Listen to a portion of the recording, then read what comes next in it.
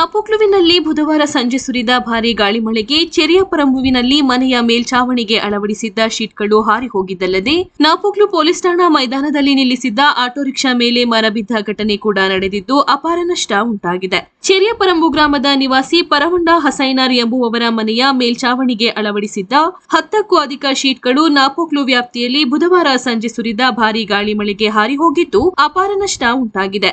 ಅದರಂತೆ ನಾಪೋಕ್ಲು ಪೊಲೀಸ್ ಠಾಣಾ ಮೈದಾನದಲ್ಲಿ ನಿಲ್ಲಿಸಿದ್ದ ಆಟೋ ರಿಕ್ಷಾದ ಮೇಲೆ ಮರದ ಕೊಂಬೆ ಮುರಿದು ಬಿದ್ದ ಪರಿಣಾಮ ಆಟೋ ರಿಕ್ಷಾಗೆ ಹಾನಿಯಾಗಿದ್ದು ನಷ್ಟ ಉಂಟಾಗಿದೆ. ನಂತರ ಆಟೋ ಮೇಲೆ ಬಿದ್ದ ಮರವನ್ನು ಸಾರ್ವಜನಿಕರ ಸಹಾಯದಿಂದ ತೆರವುಗೊಳಿಸಲಾಯಿತು.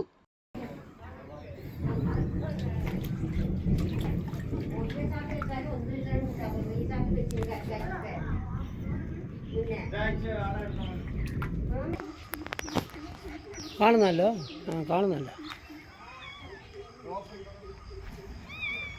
ഇത്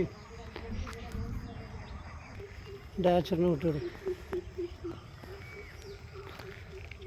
ഈ റോട്ടിൽ വീണേൻ്റെ പൊടിയെല്ലാം കാണിട്ട്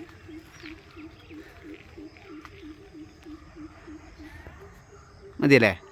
ഇത് കഴിഞ്ഞ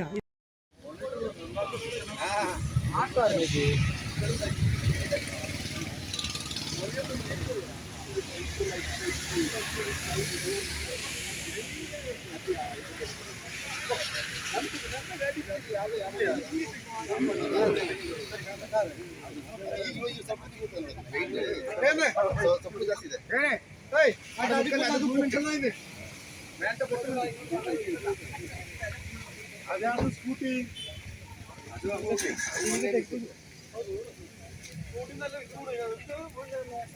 ആട്ടോക്കാർ പറഞ്ഞേ